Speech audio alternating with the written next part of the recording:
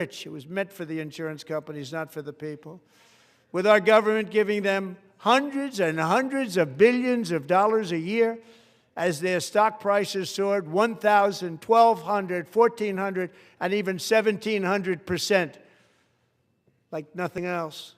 That's why I introduced the Great Healthcare Plan. I want to stop all payments to big insurance companies and instead give that money directly to the people so they can buy their own health care, which will be better health care at a much lower cost.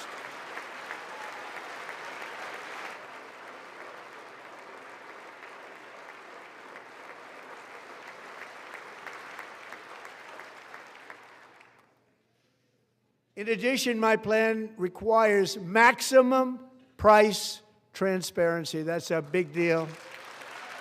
Sounds so simple, so big. And I did that in my first term, and the Democrats immediately terminated it with full knowledge that they were doing a very bad thing for the people. Costs were going to go way up, and that's what happened, and now I'm bringing them way down on health care and everything else. I'm also ending the wildly inflated cost of prescription drugs like has never happened before.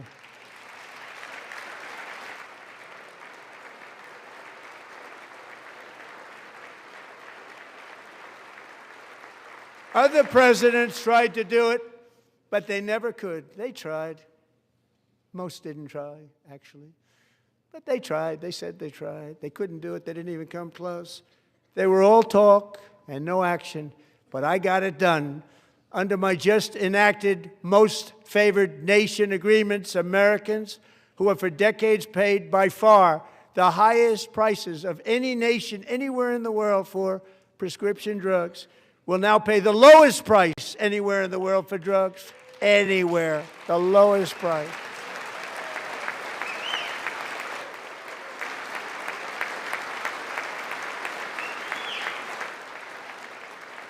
So in my first year of the second term, should be my third term, but strange things happen. I took prescription drugs, a very big part of health care, from the highest price in the entire world to the lowest. That's a big achievement. The result is price differences of 300, 400, 500, 600% and more, all available right now at a new website called TrumpRx.gov. And I didn't name that one either, by the way.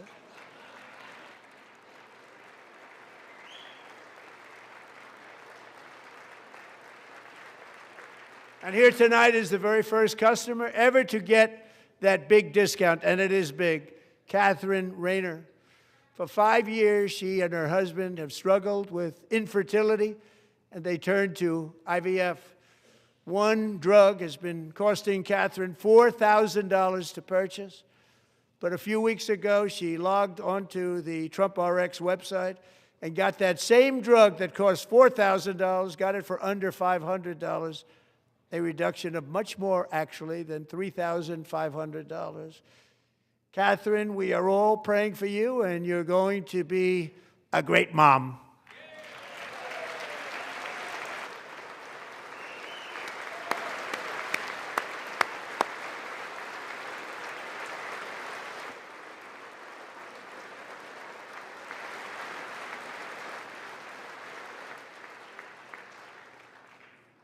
So now I'm calling on Congress to codify my most favored nation program into law. Now, the one thing, I'm not sure it matters because it's going to be very hard for somebody that comes along after me to say, let's raise drug prices by 700 or 800%.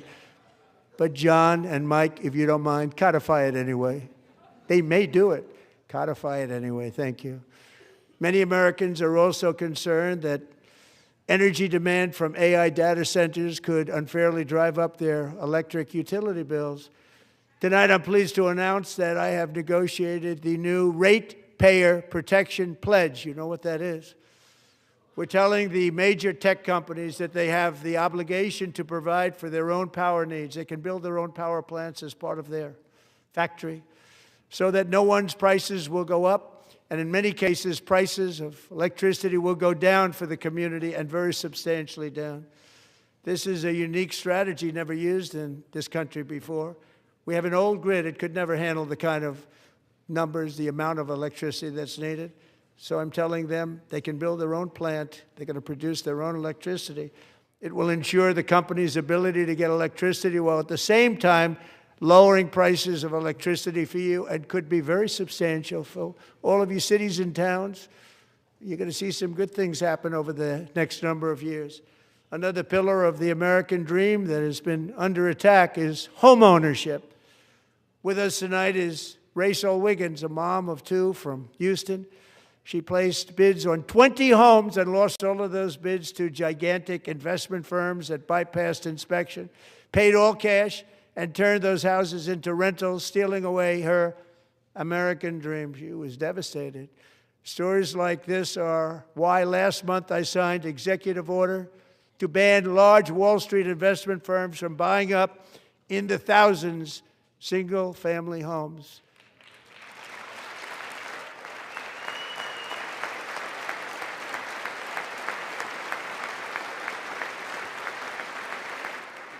And now I'm asking Congress to make that ban permanent, because homes for people, really, that's what we want. We want homes for people, not for corporations. Corporations are doing just fine. Rachel, thank you very much. Good luck with your home. You'll get one soon.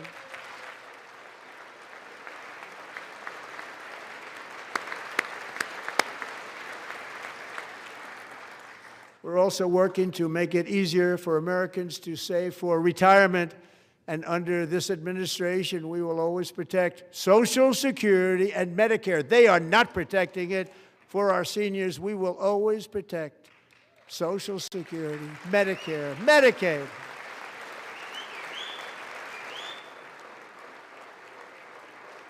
Since I took office, the typical 401k balance is up by at least $30,000. That's a lot of money. We have millions and millions of people, because the stock market has done so well, setting all those records. Your 401ks are way up. Yet half of all of working Americans still do not have access to a retirement plan with matching contributions from an employer. To remedy this gross disparity, I'm announcing that next year my administration will give these often forgotten American workers, great people, the people that built our country, access to the same type of retirement plan offered to every federal worker. We will match your contribution with up to $1,000 each year. As we ensure that all Americans can profit from a rising stock market, let's also ensure that members of Congress cannot corruptly profit from using insider information.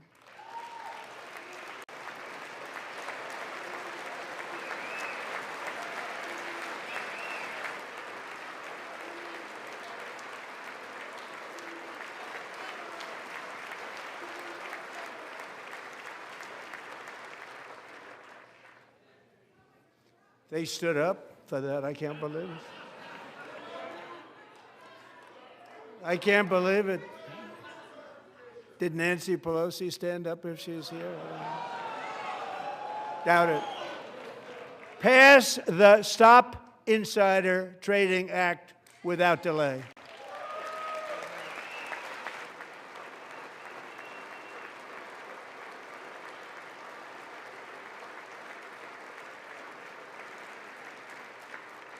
I wasn't sure if anybody, even on this side, was going to applaud for that. I'm very impressed. Thank you. I'm very impressed. But when it comes to the corruption that is plundering, it's plundering America. There's been no more stunning example than Minnesota, where members of the Somali community have pillaged an estimated $19 billion from the American taxpayer. Oh, we have all the information. And in actuality, the number is much higher than that. And California, Massachusetts, Maine, and many other states are even worse. This is the kind of corruption that shreds the fabric of a nation, and we are working on it like you wouldn't believe. So tonight, although started 4 months ago, I am officially announcing the war on fraud to be led by our great Vice President, J.D. Vance.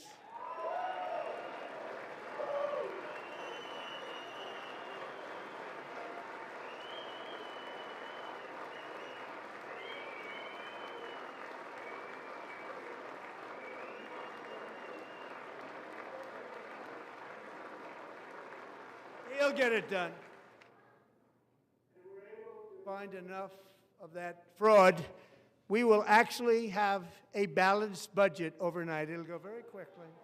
That's the kind of money you're talking about. We'll balance our budget. The Somali pirates who ransacked Minnesota remind us that there are large parts of the world where corruption and lawlessness are the norm, not the exception. Importing these cultures through unrestricted immigration and open borders brings those problems right here to the USA. And it is the American people who pay the price in higher medical bills, car insurance rates, rent, taxes, and perhaps most importantly, crime. We will take care of this problem. We're going to take care of this problem. We are not playing games. Delilah.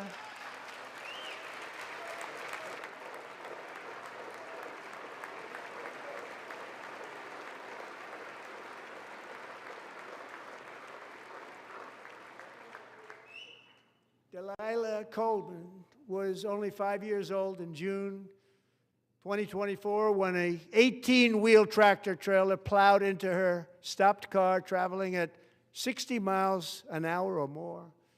The driver was an illegal alien let in by Joe Biden and given a commercial driver's license by open borders politicians in California. Doctors said Delilah would never be able to walk or talk, have a good life. She wouldn't even be able to eat again. But against all odds, she is now in the first grade learning to walk. And she's here this evening with her dad, Marcus, a fantastic man. Delilah, please, you are a great inspiration. Please stand up.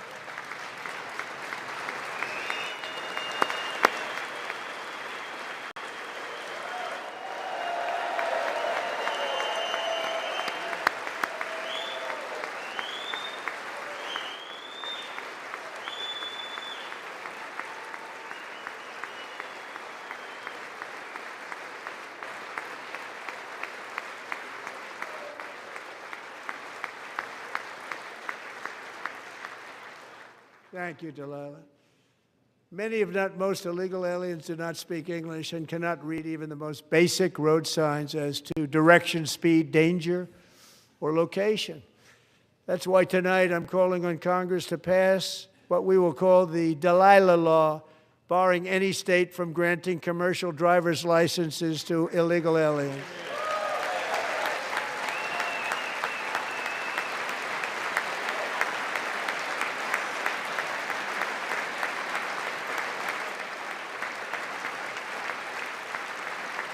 And yesterday, as you probably saw at the White House, I hosted a ceremony with Americans who lost their treasured loved ones to the scourge of illegal immigration. People came into our country, how we allowed this to happen with our open borders. These are the angel moms and families that for decades our government betrayed and our media totally ignored. It was terrible. Hard to believe, actually. In 2023, a 16-year-old high school cheerleader named Elizabeth Medina was supposed to perform in her town's Christmas parade, but she never arrived. Her mother, Jacqueline, went home to look for her, and she found her lying dead in a bathtub, bleeding profusely after being stabbed 25 times. Elizabeth's killer was a previously arrested illegal alien who had broken in and brutally extinguished the brightest light in her family's life, violently and viciously. Her heartbroken mother is in the gallery to remind everyone in this chamber exactly why we are deporting illegal alien criminals to our country at record numbers, and we're getting them the hell out of here fast. We don't want them.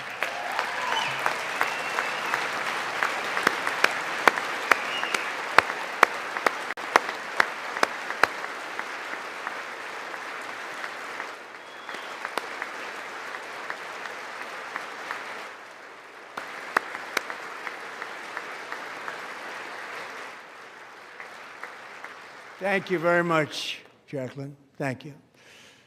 We can never forget that many in this room not only allowed the border invasion to happen before I got involved, but indeed they would do it all over again if they ever had the chance. If they ever got elected, they would open up those borders to some of the worst criminals anywhere in the world. The only thing standing between Americans and a wide open border right now is President Donald J. Trump and our great Republican patriots in Congress. Thank you. Thank you.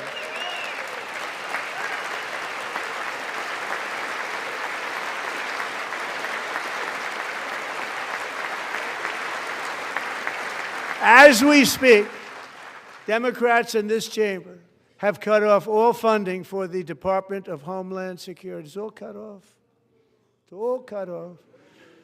They have instituted another Democrat shutdown, the first one costing us 2 points on GDP. 2 points we lost on GDP, which probably made them quite happy, actually. Now they have closed the agency responsible for protecting Americans from terrorists and murderers. Tonight I'm demanding the full and immediate restoration of all funding for the border security, homeland security of the United States, and also for helping people clean up their snow. We have no money because of the Democrats, and it would be nice, we'd love to give you a hand at cleaning it up, but you gave no money. Nobody's getting paid. It's a shame. So you have to think about it. We have, in case you didn't know, a pretty large snowstorm out there. One of the great things about the State of the Union is how it gives Americans the chance to see clearly what their representatives really believe. So tonight I'm inviting every legislator to join with my administration in reaffirming a fundamental principle. If you agree with this statement, then stand up and show your support. The first duty of the American government is to protect American citizens, not illegal aliens.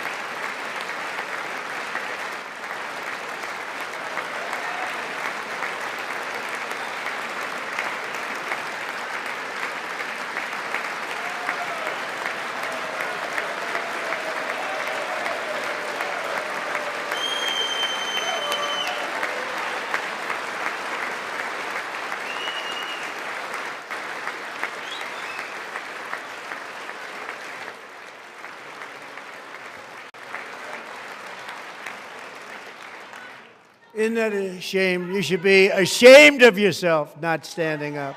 You should be ashamed of yourself. That is why I'm also asking you to end deadly sanctuary cities that protect the criminals and enact serious penalties for public officials who block the removal of criminal aliens.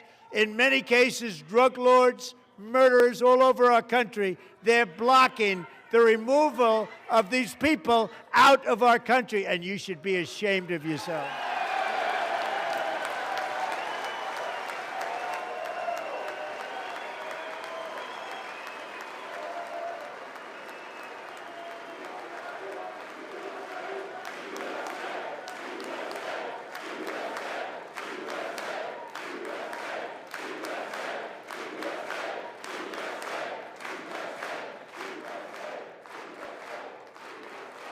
And perhaps most importantly, I'm asking you to approve the Save America Act.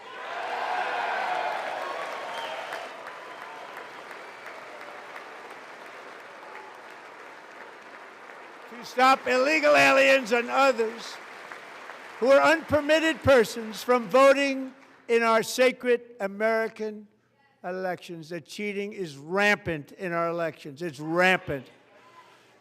It's very simple. All voters must show voter ID.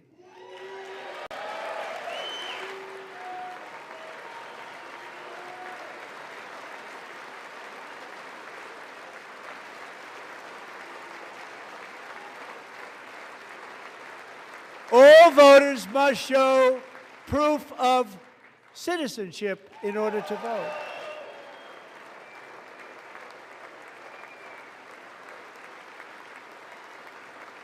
And no more crooked mail-in ballots except for illness, disability, military, or travel.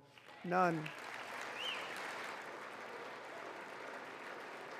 And this should be an easy one. And by the way, it's polling at 89%, including Democrats, 89%.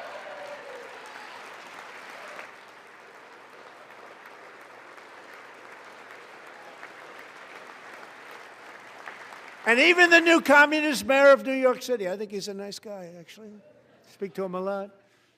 Bad policy, but nice guy. Just said they want people to shovel snow. They got hit hard. Wants them to shovel snow, but if you apply for that job, you need to show 2 original forms of ID and a Social Security card. Yet they don't want identification for the greatest privilege of them all, voting in America. No, it's no good. No good. Both Republicans and Democrats overwhelmingly agree on the policy that we just enunciated. And Congress should unite and enact this common sense, country-saving legislation right now, and it should be before anything else happens.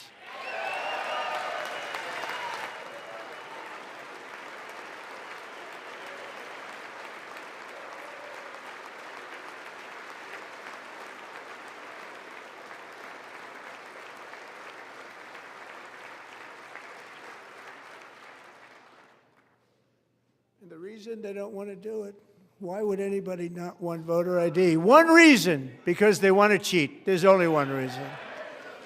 They make up all excuses. They say it's racist. They come up with things, you almost say, what imagination they have.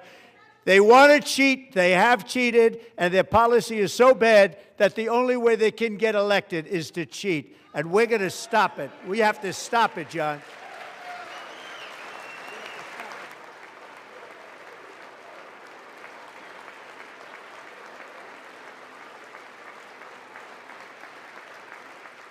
And here is one more opportunity to show common sense in government. In the gallery tonight are Sage Blair and her mother, Michelle. In 2021, Sage was 14 when school officials in Virginia sought to socially transition her to a new gender, treating her as a boy and hiding it from her parents. Hard to believe, isn't it? Before long, a confused Sage ran away from home after she was found in a horrific situation in Maryland. A left-wing judge refused to return Sage to her parents because they did not immediately state that their daughter was their son. Sage was thrown into an all-boys state home and suffered terribly for a long time. But today, all of that is behind them because Sage is a proud and wonderful young woman with a full-ride scholarship to Liberty University. Sage and Michelle, please stand up.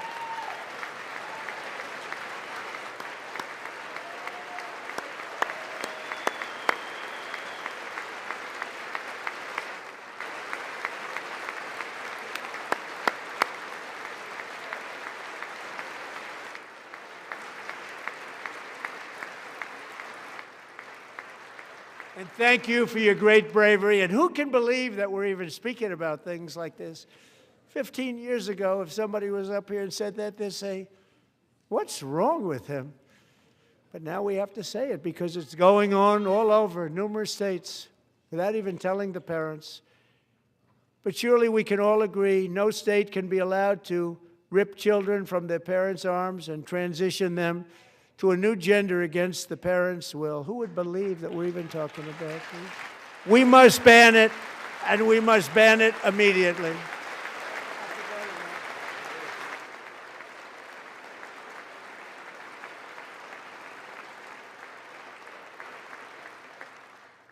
Look, nobody stands up. These people are crazy, I'm telling you. They're crazy.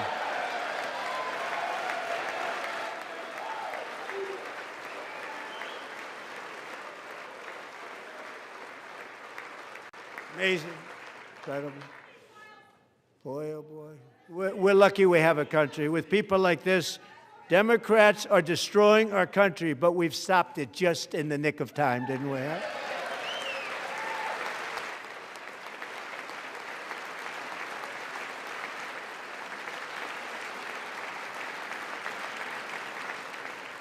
No one cares more about protecting America's youth than our wonderful First Lady, now a movie star. She's a movie star. Can you believe it?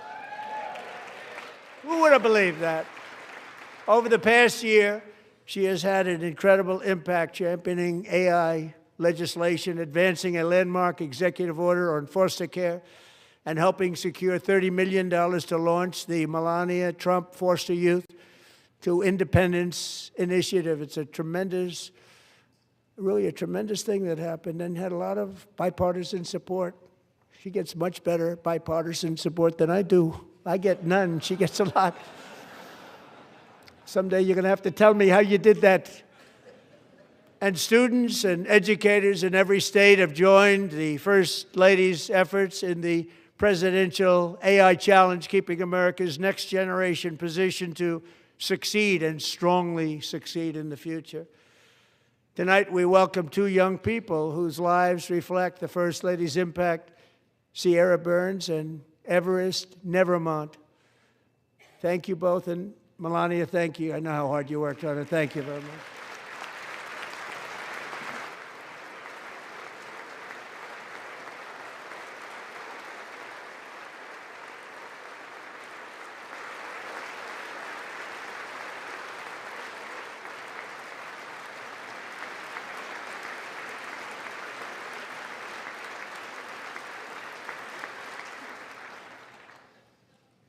I'm very proud to say that during my time in office, both the first 4 years and in particular this last year, there has been a tremendous renewal in religion, faith, Christianity, and belief in God. Tremendous renewal.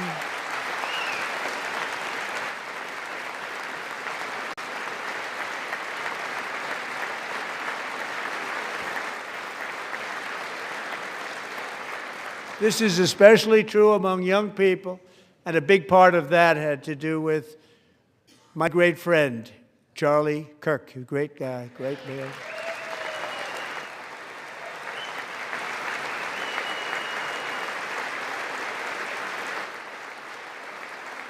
So last year, Charlie was violently murdered by an assassin and martyred, really martyred for his beliefs. His wonderful wife, Erica, is with us tonight. Erica, please stand.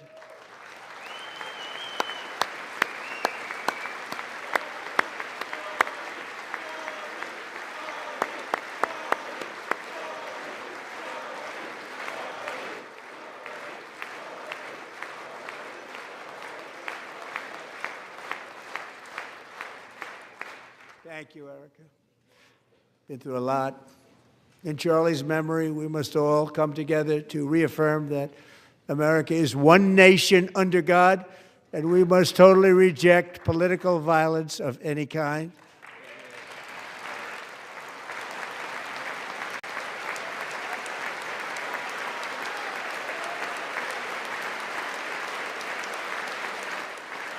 We love religion, and we love bringing it back, and it's coming back at levels that nobody actually thought possible. It's really a beautiful thing to see. Above all, unleashing America's promise requires keeping our communities safe. We have made incredible strides, yet dangerous repeat offenders continue to be released by pro-crime Democrat politicians again and again. We are honored to be joined tonight by a woman who's been through hell, Anya Zaretska. In 2022, she and her beautiful daughter, so beautiful, what a beautiful young woman, Irina fled war-torn Ukraine to live with relatives near Charlotte, North Carolina. And by the way, what's going on with Charlotte? Last summer, 23-year-old Irina was riding home on the train when a deranged monster who had been arrested over a dozen times and was released through no cash bail stood up and viciously slashed a knife through her neck and body. No one will ever forget there were people on that train. No one will ever forget the expression of terror on Irina's face as she looked up at her attacker in the last seconds of her life. She died instantly. She had escaped a brutal war only to be slain by a hardened criminal, set free to kill in America, came in through open borders. Mrs. Zaretska, tonight I promise you we will ensure justice for your magnificent daughter, Irina.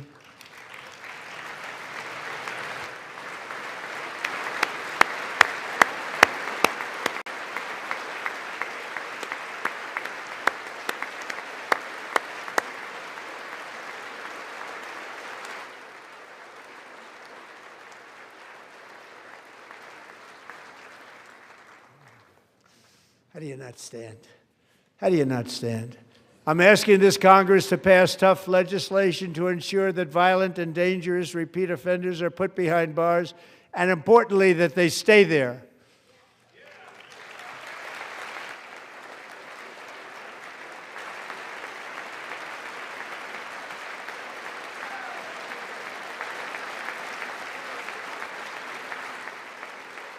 Starting last summer, I deployed our National Guard and federal law enforcement to restore law and order to our most dangerous cities, including Memphis, Tennessee, big success, New Orleans, Louisiana, big success, and our nation's capital itself, Washington, D.C., where we have almost no crime anymore in Washington, D.C. How did that happen?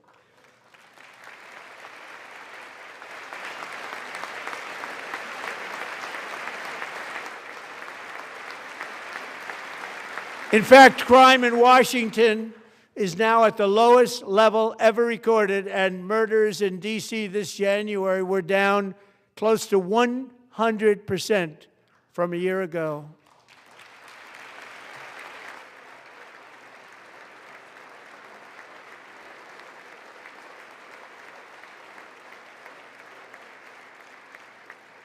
They don't like to hear that.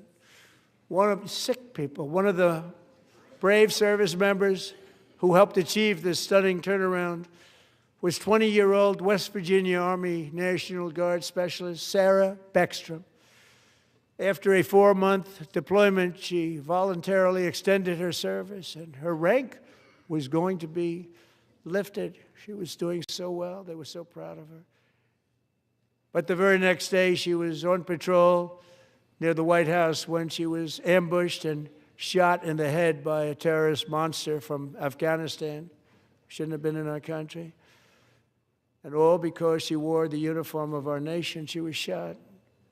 He traveled here because he didn't like people wearing our uniform. He was sick and deranged, shouldn't have been in our country. Sarah Beckstrom died in order to defend our capital, and we are honored to be joined by her wonderful parents, Gary and Eva Lee. Your daughter was a true American patriot, and she will be greatly missed. She was a great person. I saw reports on her. They've never seen anything like it.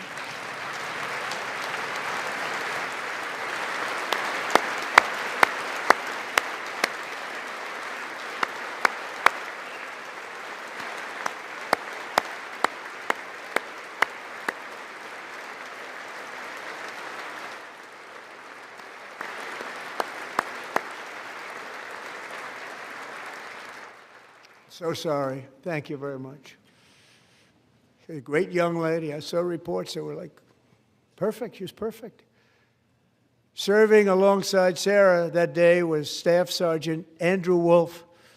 The terrorist shot Andrew in the head, and no one thought he could possibly make it.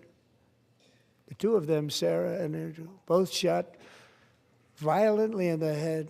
Neither was expected to make it. They weren't even given a chance, except his wonderful mother, named Melody, who I spoke to the same night, and she was so positive. The doctors thought that Andrew was gone, but his mother said, "No, no, Mr. President, Andrew will be fine. He's going to make it." I've never seen anything like it. I mean, he was given almost no chance. She said, "I have no doubt, sir, he's going to be okay." This was a conversation that I had with her that night, with her son laying helplessly in bed, blood all over. "Everybody is praying," she said, "sir, he will be okay." The doctors didn't understand what she was saying, and after looking at the results of the damage done, neither did I. She was so strong and conclusive that even Andrew's great father felt she didn't really understand the gravity of the situation. But she turned out to be right. Right, Melody? She turned out to be right.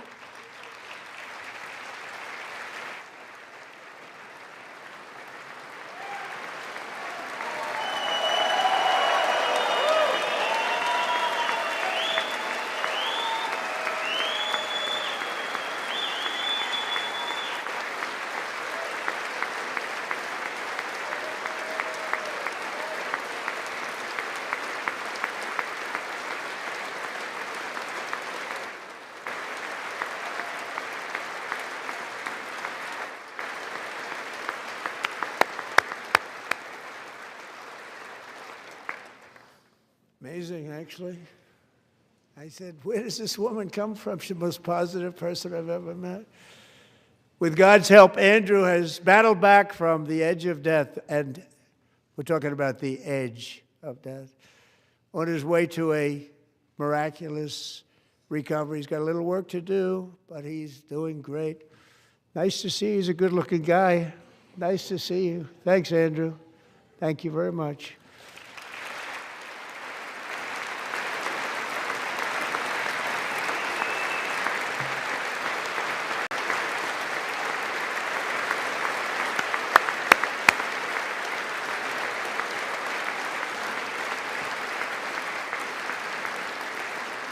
So, Andrew, while you're up, now I'm going to ask a highly respected General James Seward to present Staff Sergeant Andrew Wolf and the great family of Sarah Beckstrom with the award created by our late great President George Washington himself. It's called the Purple Heart.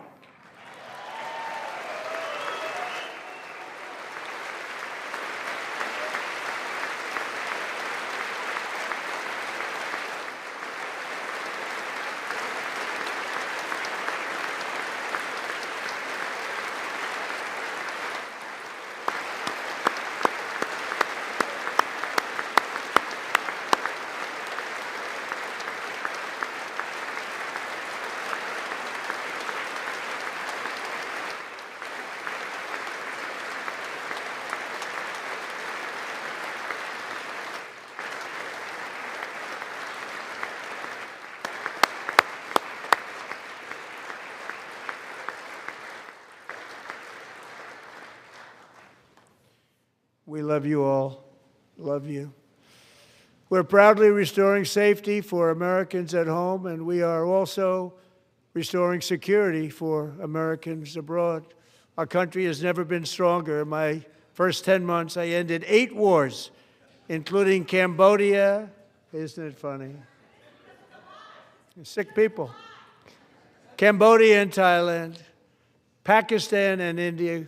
Would have been a nuclear war. 35 million people, said the Prime Minister of Pakistan, would have died if it were not for my involvement. Kosovo and Serbia, Israel and Iran, Egypt and Ethiopia, Armenia and Azerbaijan, the Congo and Rwanda, and of course the war in Gaza, which proceeds at a very low level. It's just about there. And I want to thank Steve Witkoff and Jared Kushner for your help. Thank you, Steve. Thank you, Jared.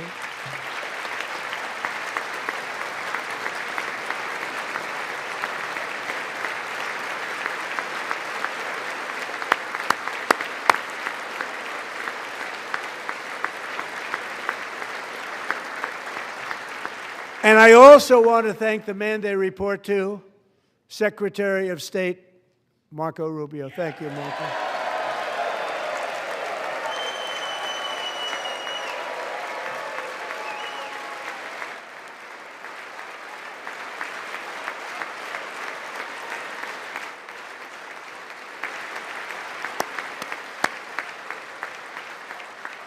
People like you.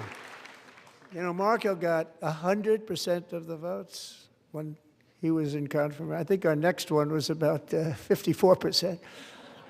And some of the Democrats are now saying, I can't believe we approved that guy.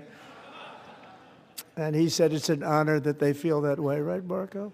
You have done a great job, great Secretary of State. I think he'll go down as the best ever.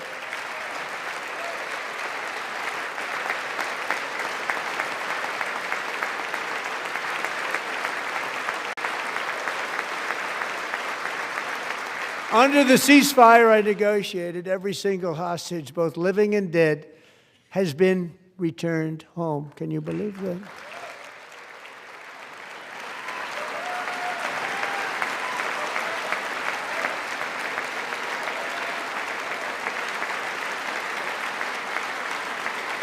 Nobody thought it was possible.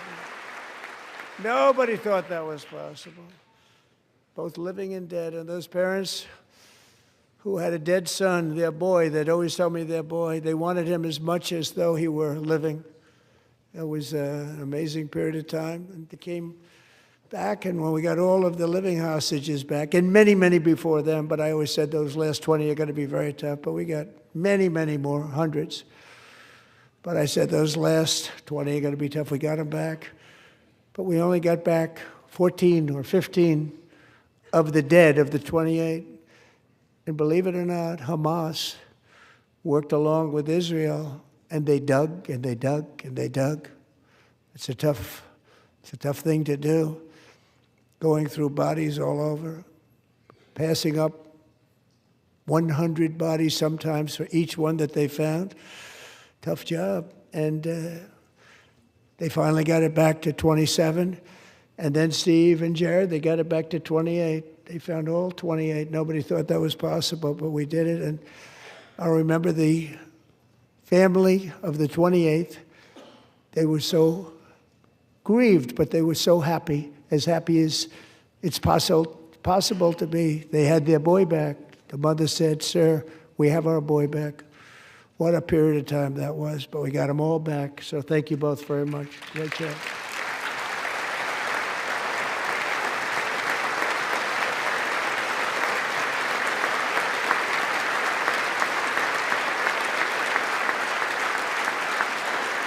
And we're working very hard to end the 9th war, the killing and slaughter between Russia and Ukraine, where 25,000 soldiers are dying each and every month. Think of that, 25,000 soldiers are dying a month. A war which would have never happened if I were president, would have never happened. As president, I will make peace wherever I can, but I will never hesitate to confront threats to America wherever we must. That's why in a breakthrough operation last June, the United States military obliterated Iran's nuclear weapons program with an attack on Iranian soil known as Operation Midnight Hammer.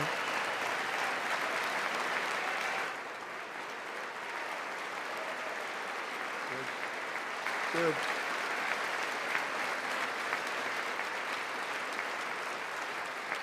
For decades, it had been the policy of the United States never to allow Iran to obtain a nuclear weapon.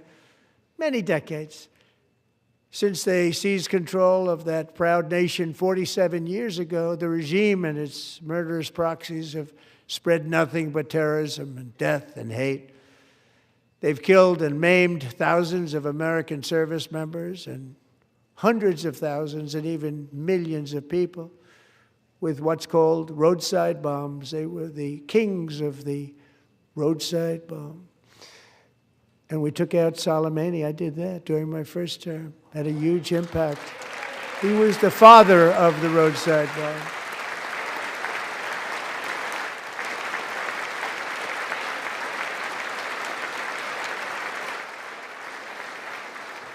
And just over the last couple of months with the protests, they've killed at least, it looks like, 32,000 protesters. 32,000 protesters in their own country. They shot them and hung them. We stopped them from hanging a lot of them with the threat of serious violence. But this is some terrible people. They've already developed missiles that can threaten Europe and our bases overseas, and they're working to build missiles that will soon reach the United States of America. After Midnight Hammer, they were warned to make no future attempts to rebuild their weapons program, and in particular, nuclear weapons. Yet they continue. They're starting it all over. We wiped it out, and they want to start all over again, and are at this moment again pursuing their sinister ambitions. We are in negotiations with them. They want to make a deal, but we haven't heard those secret words. We will never have a nuclear weapon. My preference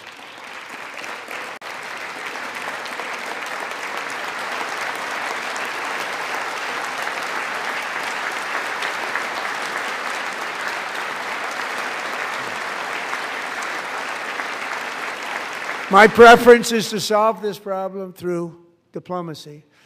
But one thing is certain, I will never allow the world's #1 sponsor of terror, which they are by far, to have a nuclear weapon. Can't let that happen.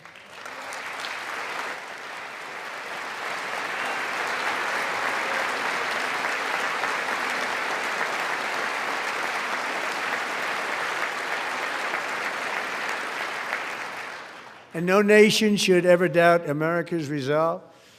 We have the most powerful military on earth. I rebuilt the military in my first term. We're going to continue to do so. Also, we just approved a $1 trillion budget. We have no choice. We have to be strong, because hopefully we will seldom have to use this great power that we built together. It's really called Peace Through Strength, and it's been very, very effective.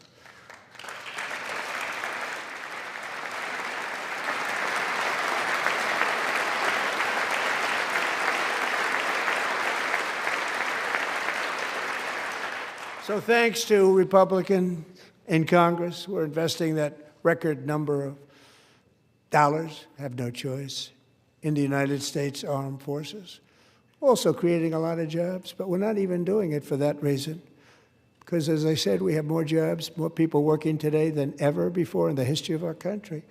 And NATO countries are friends and allies. They are. They're our friends and they're our allies. Have just agreed, at my very strong request, to pay 5% of GDP for military defense rather than the 2%, which they weren't paying. We were paying for almost all of NATO. Now they're paying 5 as opposed to not paying 2.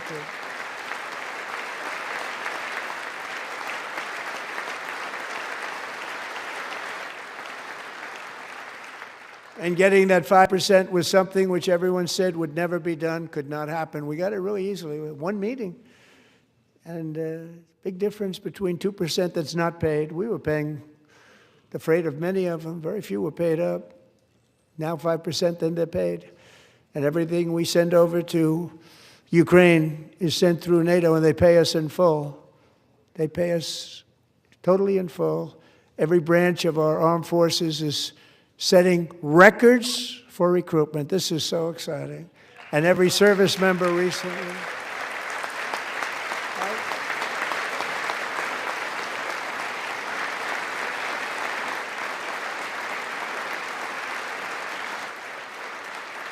And every service member recently received a warrior dividend of $1,776.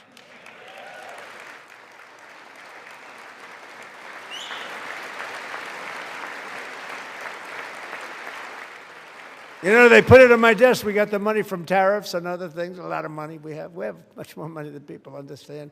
Have to rebuild that program a little bit, but it won't take long. But we got the money, and it was $1,775, and they wanted my approval.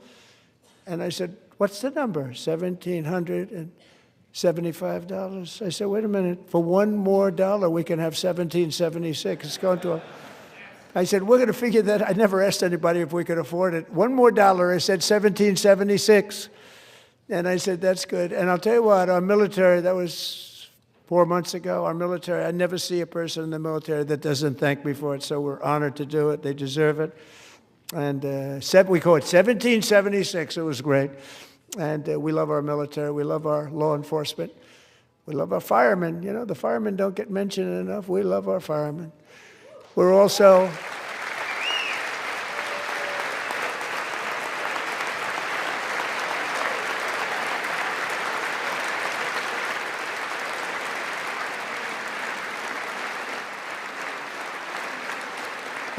restoring American security and dominance in the Western Hemisphere, acting to secure our national interests and defend our country from violence, drugs, terrorism, and foreign interference. For years, large swaths of territory in our region, including large parts of Mexico, really large parts of Mexico, have been controlled by murderous drug cartels. That's why I designated these cartels as foreign terrorist organizations, and I declared illicit fentanyl as a weapon of mass destruction.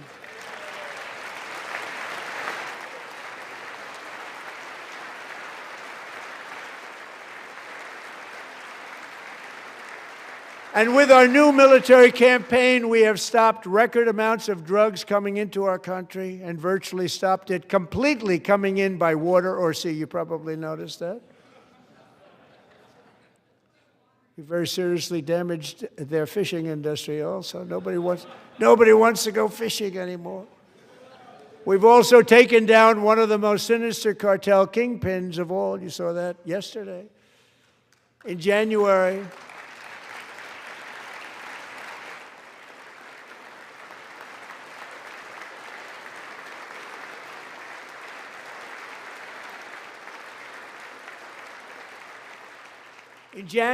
elite American warriors carried out one of the most complex, spectacular feats of military competence and power in world history. No one's seen anything like it. Foreign leaders, I won't tell you who, called me and they said, very impressive, very good. They couldn't believe, they all watched, they saw what happened. This is a different fighting force that we had years ago when we fought to tie. You know, it's a great fighting force. I'm so proud of it. Look at Space Force. Space Force is my baby, because we did that. My baby is becoming so important.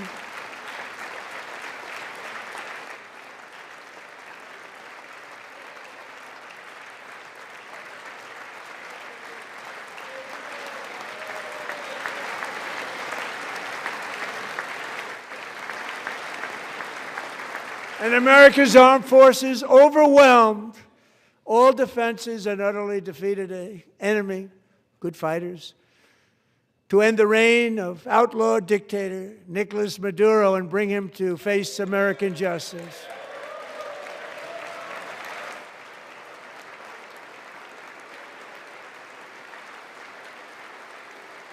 And this was an absolutely colossal victory for the security of the United States, and it also opens up a bright new beginning for the people of Venezuela. We're working closely with the new president of Venezuela, Delcy Rodriguez, to unleash extraordinary economic gains for both of our countries and to bring new hope to those who have suffered so terribly.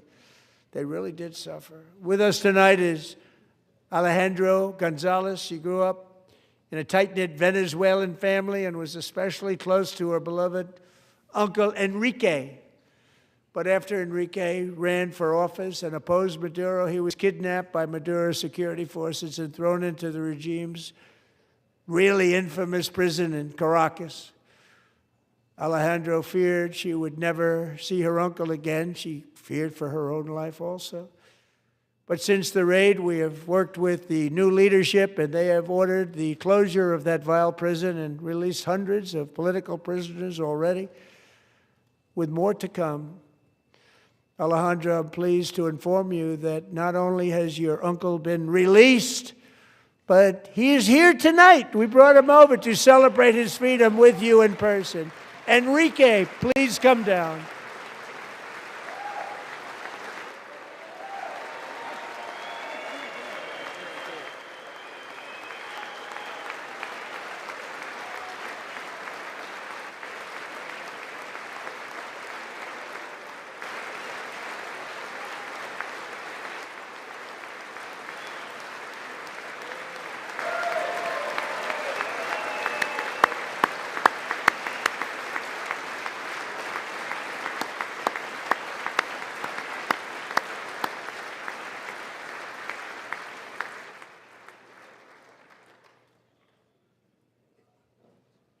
Thank you, Enrique. Have a good time.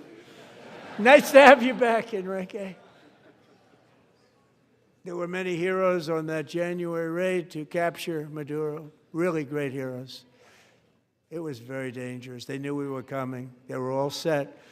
But the deeds of one warrior that night will live forever in the eternal chronicles of military valor.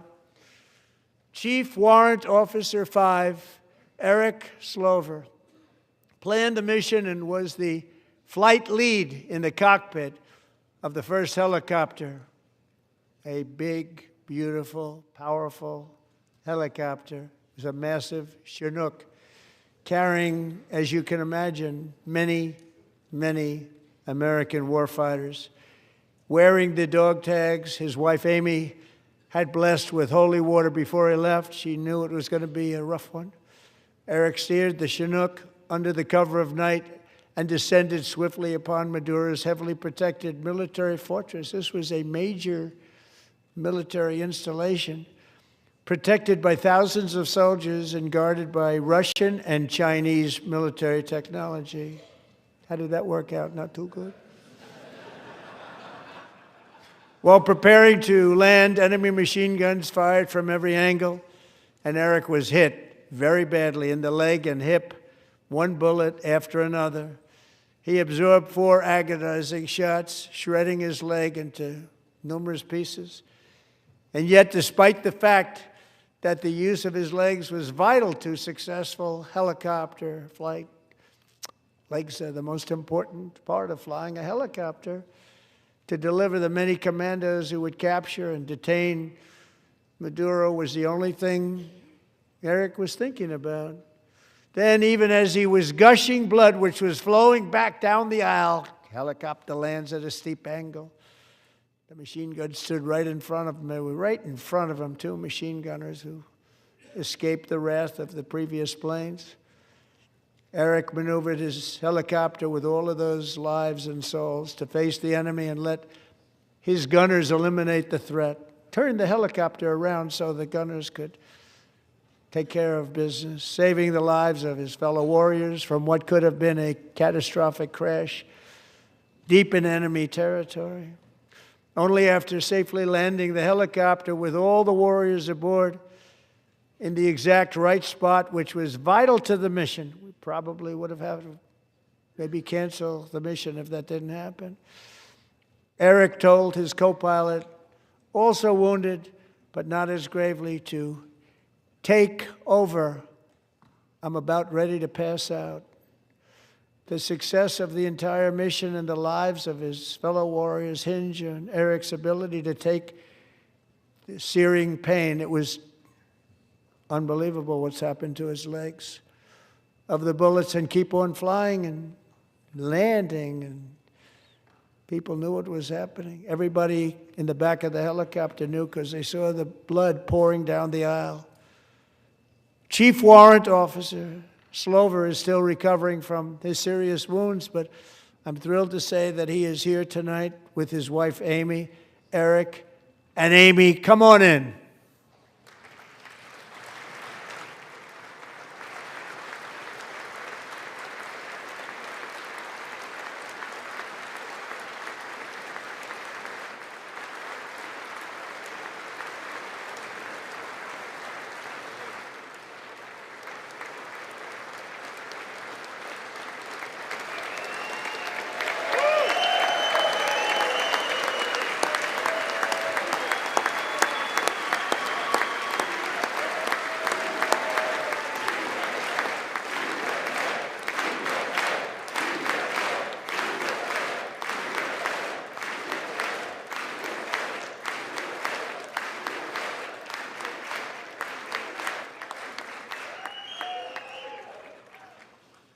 So we have a surprise for Eric and Amy. In recognition of Eric's actions above and beyond the call of duty, I would now like to ask General Jonathan Braga to present Chief Warrant Officer Slover with our nation's highest military award, the Congressional Medal of Honor.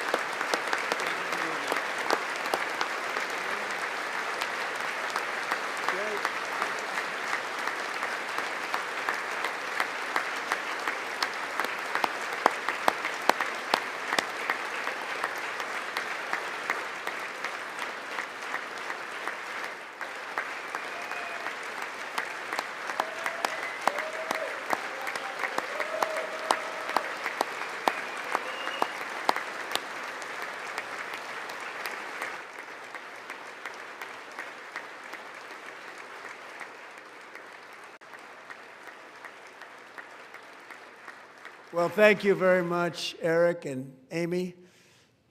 Great to get to know you. I met with them and with a lot of their fellow warriors at Fort Bragg recently.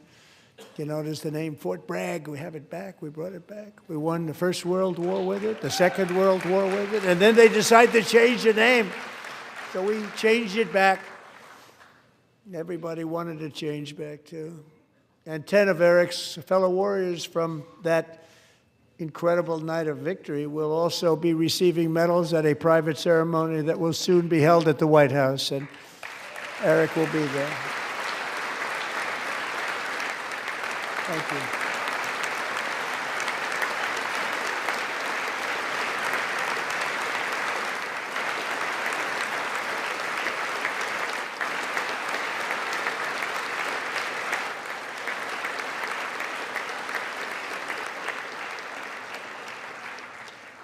Thank you, Eric. That's a big one. Tonight we've celebrated many truly extraordinary American patriots, but there is one last living legend to honor before we go. He is one more heroic American aviator, Navy fighter pilot. Royce Williams served in World War II, Korea, Vietnam, flying more than 220 missions. In the skies over Korea in 1952, Royce was in the dogfight of a lifetime, legendary dogfight. Flying through blizzard conditions, his squadron was ambushed by 7 Soviet fighter planes. It was his first aerial combat of the war, and despite being massively outnumbered and outgunned, Royce led the takedown of 4 enemy jets and almost destroyed the others, vanquishing his adversaries while taking 263 bullets to his own plane and being seriously hurt. His story was secret for over 50 years. He didn't even want to tell his wife, but the legend grew and grew. But tonight, at 100 years old, this brave Navy captain is finally getting the recognition he deserves. He was a legend long before this evening. Royce, please stand up, and I will ask the First Lady of the United States to present Captain Royce Williams with his Congressional Medal of Honor.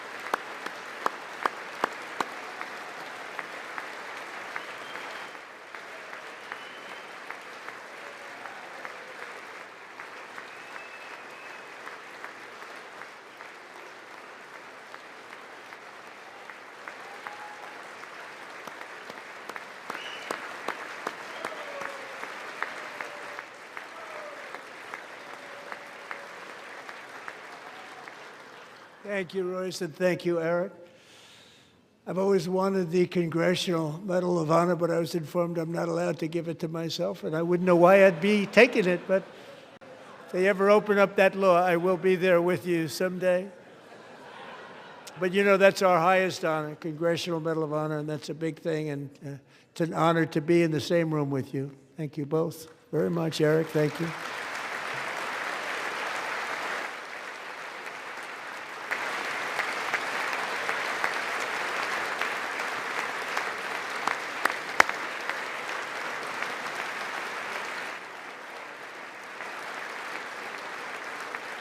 Thank you. 250 years is a long time in the life of a nation, but in another sense, it's really a mere moment in the eye of history. Two of the gentlemen we met in the gallery this evening took their first breaths 1 century ago, 100 years before that, on July 4th, 1826, the author of the Declaration of Independence, brilliant, Thomas Jefferson, drew his last breath. Just a single long human lifespan separates the giants who declared and won our independence from the heroes who stand among us tonight. Everything our nation has done, everything we have achieved, has been the work of those few great lifetimes. In those brief chapters, Americans built this nation from 13 humble colonies into the pinnacle of human civilization and human freedom, the strongest, wealthiest, most powerful, most successful nation in all of history. Americans ventured out across the daunting and dangerous continent. We carved paths through an unforgiving wilderness, settled a boundless frontier, and tamed the beautiful but very, very dangerous Wild West. From empty marshes and wide open plains, we raised up the world's greatest cities.